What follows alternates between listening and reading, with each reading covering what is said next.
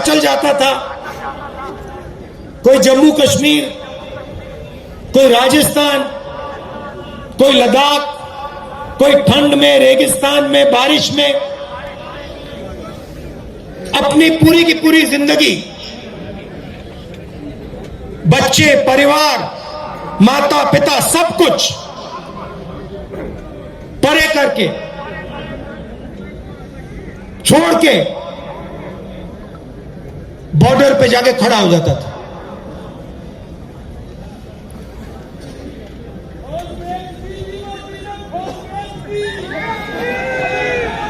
नहीं, सुनो सुनो, बात सुनो। वो बॉर्डर पे खड़े होते थे, वहां पे तूफान आ जाए, बर्फ गिर जाए, गोली लग जाए, बम फट जाए, कुछ नहीं।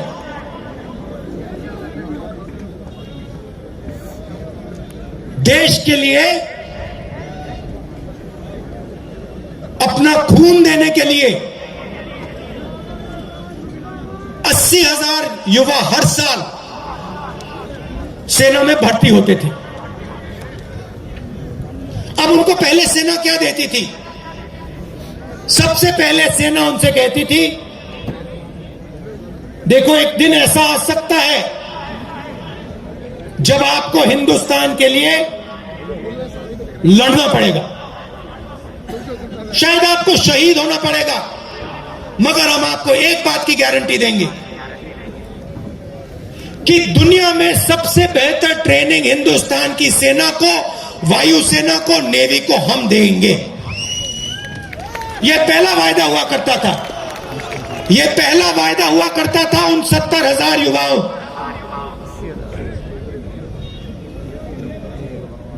आर्मी कहती थी, हिंदुस्तान की सरकार कहती थी, तुम्हें हम बिना ट्रेनिंग दुश्मन के सामने कभी नहीं खड़ा होने देंगे, क्योंकि हम तुमसे प्यार करते हैं, हम तुम्हारा आदर करते हैं, हम तुम्हारे खून की रक्षा करना चाहते हैं। बिना ट्रेनिंग हम आपको कभी नहीं भेजेंगे, मर जाएंगे मगर नहीं भेजेंगे। पहला वायदा। दूसरा वायदा, 15 साल आपको सर्विस मिलेगी, 15 साल आपको सर्विस मिलेगी। अगर आपको इतनी सी भी चोट लगी, इतनी सी चोट लगी उंगली पे, हम आपकी रक्षा करेंगे, जो भी आपको चाहिए हम आपको दे देंगे।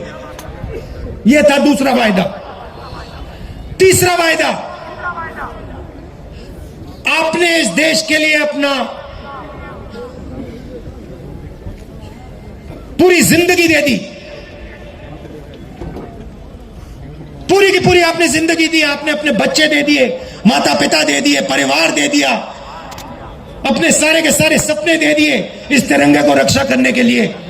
ठीक है, हम आपको पेंशन देंगे, और जब आप गांव में वापस जाओगे,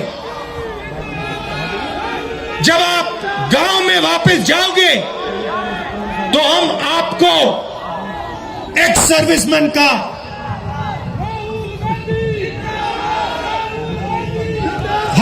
एक्स सर्विसमैन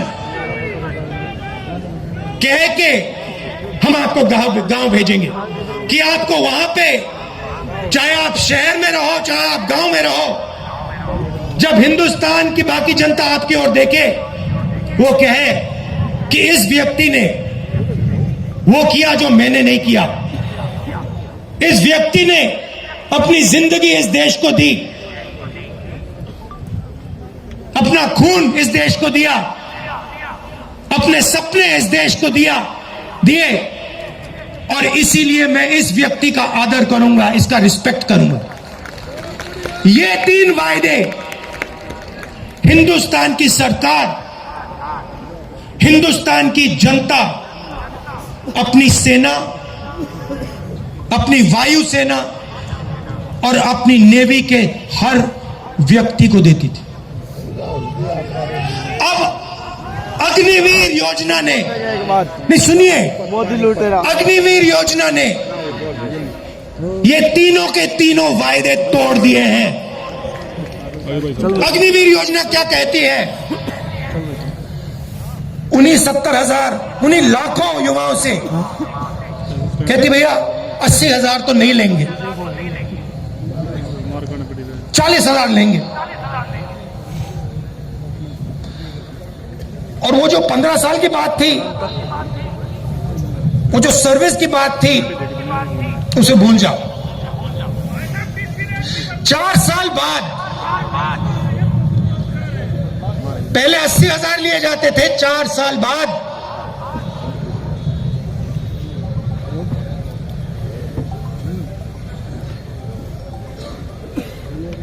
4 साल बाद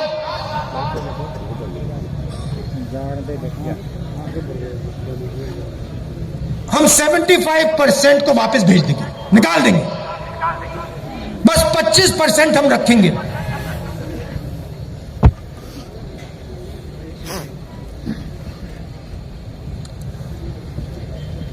%25 को हम रखेंगे, बाकी को हम छोड़ देंगे। आप लोग जाइए,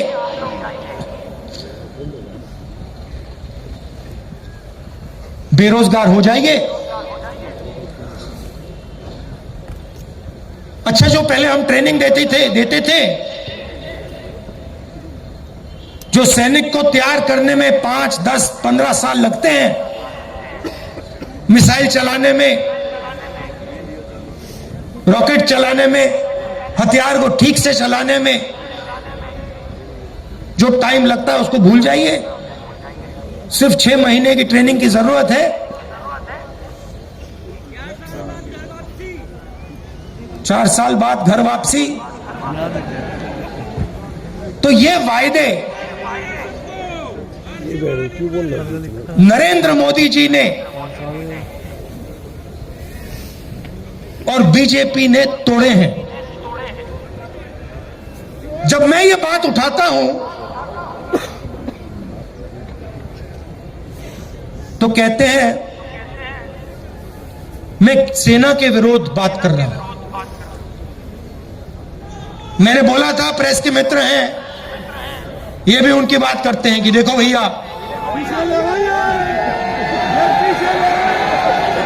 समझ गए आप, मैं सेना की बात उठा रहा हूं। मैं कह रहा हूं कि 15 साल आप सर्विस देते थे, 80,000 युवाओं को देते थे,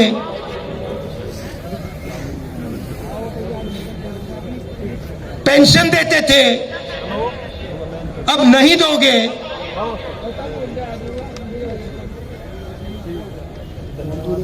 पहले ट्रेनिंग देते थे, सालों के लिए ट्रेनिंग देते थे, अब 6 महीने की ट्रेनिंग दोगे। अग्निवीर योजना वो लाए और मैं सेना के खिलाफ बात कर रहा हूं। मैं सेना की रक्षा कर रहा हूं, मैं सेना का आदर कर रहा हूं।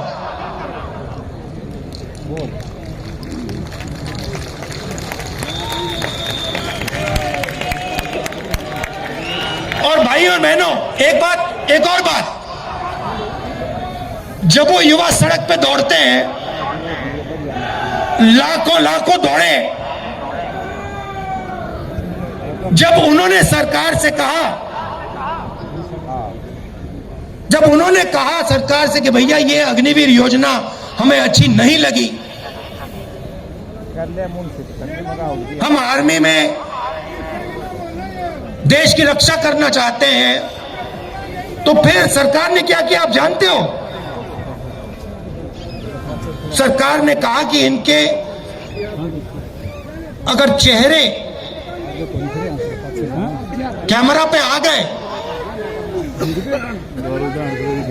जो धरना दे रहे थे, अगर इनके चेहरे कैमरा पे आ गए तो इनको कोई सरकारी नौकरी नहीं मिलेगी।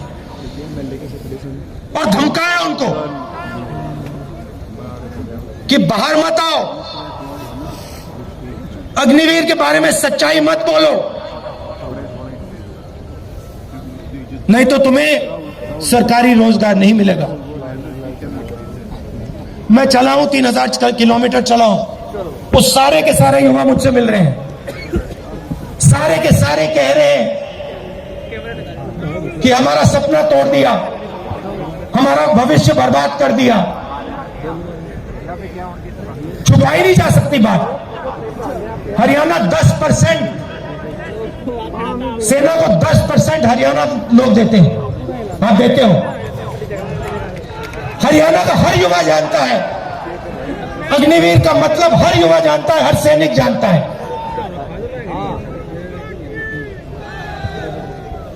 ये सच्चाई है। अच्छा, अग्निवीर को छोड़िए, रोजगार के 2-3 और रास्ते हैं।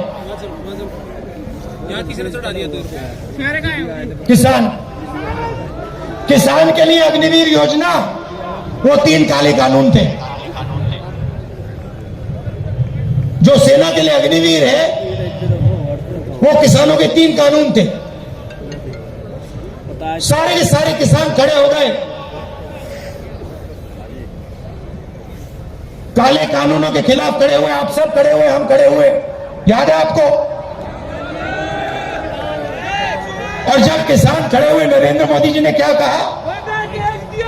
गलती हो गई, मुझसे गलती हो गई, नरेंद्र मोदी जी कहते हैं। गलती हो गई। किसान सर्दी में, ठंड में बाहर बैठा था, बारिश में किसान बाहर बैठा था, तब आपको गलती नहीं दिखी। 1 साल लग गया आपको गलती पहचानने में। 700 शहीद हो गए। किसानों को उग्रवादी बताया था, यह सच्चाई है। नहीं भैया, देखिए, चाय बेचने वाले बहुत जानते हैं। वाह मेरा शेर! चाय बेचने वाले बहुत कुछ जानते हैं।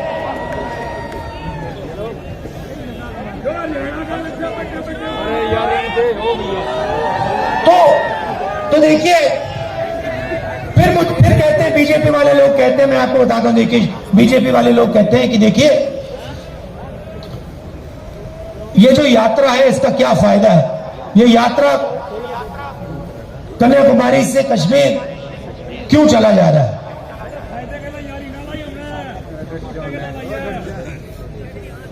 भारत जोड़ो यात्रा क्यों की जा रही है? मैं आपको बताता हूं।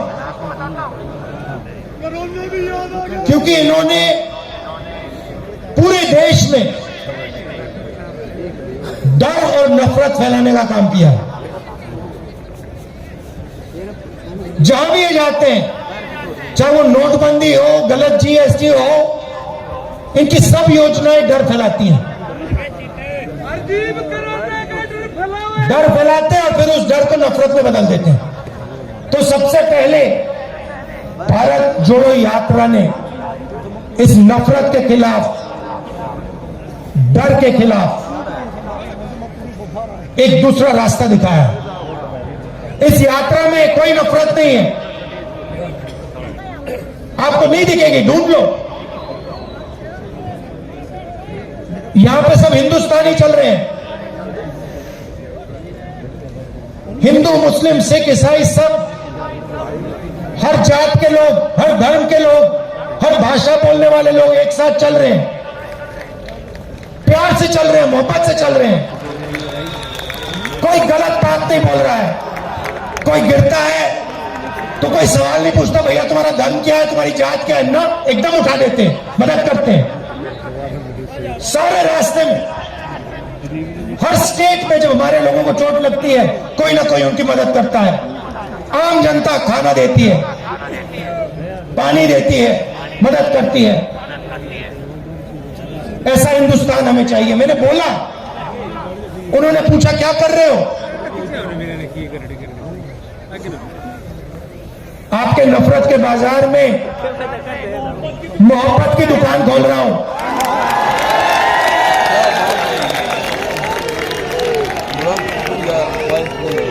नफरत के बाजार में मोहब्बत की दुकान सिर्फ मैं नहीं खोल रहा हूं, करोड़ों हिंदुस्तानी खोल रहे हैं, आप लोग खोल रहे हो। ये देखो मैं टी शर्ट पहना हूं, ये तो शर्ट भी नहीं पहने। क्या बात है। तो इस यात्रा ने नफरत को मिटाने का काम किया है। मेरे पास कुछ दिन पहले एक आदमी आए मेरे साथ, चले, कहते हैं राहुल जी मैं आपको कुछ कहना चाहता हूं। मैंने कहा क्या? कहता है मेरे भाई के साथ मेरी लड़ाई थी, सालों उससे मैंने बात नहीं की, आपकी यात्रा आई, मैंने कहा क्यों ना मैं अपने भाई से बात करूं। और मैंने अपने भाई को फोन लगाया और मैंने कहा भाई अब मैं तुमसे लड़ना नहीं चाहता हूं, मैं तुमसे लड़ना नहीं चाहता हूं, चाहे कुछ भी हो जाए मैं तुमसे लड़ना नहीं चाहता हूं। और उसके भाई ने उसे कहा मैं भी तुमसे नहीं लड़ना चाहता हूं। जाके वो गले मिल गए और ये पूरी यात्रा में हो रहा है।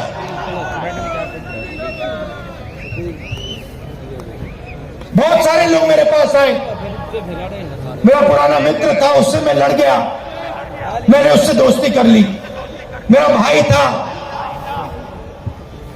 मैंने उससे दोस्ती कर ली। तो सचमुच में ये यात्रा भारत को जोड़ने का काम कर रही है। वो मीडिया नहीं दिखाती भैया, भैया कैसे दिखाएंगे बेचारे।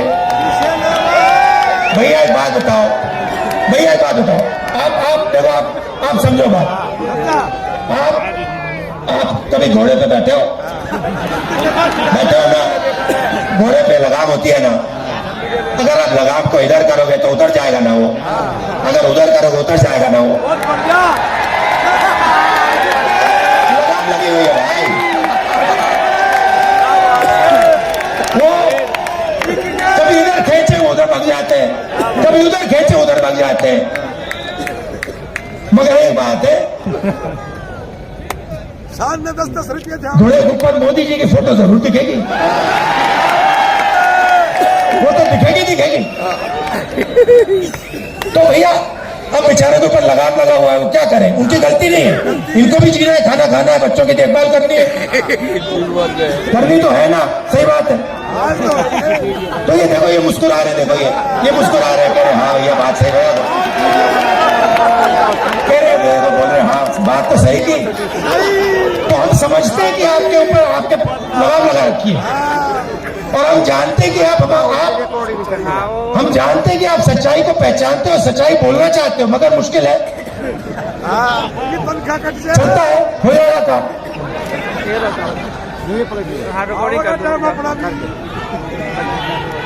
तो दूसरी बात, भारत जोड़ो यात्रा का 2 और लक्ष्य है। एक, नफरत के खिलाफ खड़ा होना, एक हिंदुस्तानी को दूसरे हिंदुस्तानी से जोड़ने का काम, मोहब्बत फैलाने का काम, ये यात्रा का लक्ष्य। दूसरा लक्ष्य, जो देश में बेरोजगारी फैल रही है उसके खिलाफ खड़ा होने का है। और आखिरी बात, जो महंगाई है जो आप सबको लगती है, चुपती है, पहले 400 रुपए का सिलेंडर होता था, आज 1100, पहले 60 रुपए का पेट्रोल, आज 100 रुपए का पेट्रोल। तो उसके खिलाफ खड़े होने की यात्रा है। और अंत में जो हिंदुस्तान की आर्थिक स्थिति है, जो मैंने पहले बात बोली, 100-200 लोगों के पास हिंदुस्तान का 50-60% धन, और किसान, मजदूर, छोटे व्यापारियों के पास कुछ नहीं। ऐसा हिंदुस्तान हम नहीं चाहते। इसमें सबकी इज्जत होनी चाहिए, भाईचारा होना चाहिए, मोहब्बत होनी चाहिए, मिलकर ये देश आगे जा सकता है, किसी का भी मुकाबला कर सकता है, किसी भी देश का मुकाबला कर सकता है। तो ये हमारा लक्ष्य था। और आपने आधा घंटा इतना समर्थन दिया, इतना प्यार दिया, राहुल गांधी इतना प्यार दिया। इसके लिए मैं आप सबको धन्यवाद कहना चाहता हूं। आखिरी बात, एक मैंने सोचा, अभी बोल रहा था तो मैंने सोचा, देखिए आप सबके पास भाई बहन रिश्तेदार हैंगे ना, मजदूर गरीब आदमी, बिल्कुल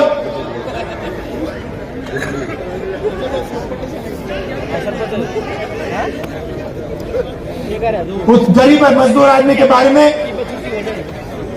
उसके बारे में बोलूं। न्याय योजना का नाम सुना आपने? 2019 में हम एक योजना लाना चाहते थे, न्याय योजना। हर गरीब व्यक्ति के बैंक अकाउंट में 72,000 रुपए साल के सीधा बैंक अकाउंट में, गरीब मजदूरों के बैंक अकाउंट में, गरीब किसानों के बैंक अकाउंट में, सबके बैंक अकाउंट में। तो अगर हमारी सरकार आएगी तो हम ये योजना लाएंगे। हाँ, तो आप सबका दिल से धन्यवाद करना चाहता हूं। देखिए, जैसे वो व्यक्ति मेरे पास आया था, उसने कहा था मुझे कि मैंने अपने भाई से फिर से रिश्ता बना दिया। आपके भाई है, कभी कभी लड़ाई हो जाती है, रिश्तेदारों से लड़ाई हो जाती है, दोस्तों से लड़ाई हो जाती है। आप जाके उनको फोन कीजिए, उनसे कहिए आप भी हिंदुस्तानी हो, मैं भी हिंदुस्तानी हूं, आप मेरे भाई हो, मैं आपसे लड़ना नहीं चाहता हूं, लड़ाई बंद कीजिए। बहुत बहुत धन्यवाद। जय हिंद। धन्यवाद राहुल जी, आपके शानदार लाभोदोजन के लिए। और अब मैं निवेदन करूंगा बुल्ले शाह जी से और भाई छोकर जी से कि वो एक मूर्ति जो स्वर्गीय इंदिरा जी की है, जो 1978 में यहाँ पधारी थी, वो आपको समर्पित करना चाहते हैं। बुल्ले शाह साहब और छोकर साहब, विपुल उनके साथ रहेंगे। विपुल साहब, मैं सभी की तरफ से आप सबका बहुत बहुत धन्यवाद करता हूं कि भारी संख्या में आए। और यहाँ पानीपत में धर्म सिंह छोकर जी, बलबीर विधायक जी और वीरेंद्र पाल शाह जी का भी बहुत बहुत धन्यवाद करता हूं। उन्होंने यहाँ किया, बहुत बहुत धन्यवाद। जय हिंद।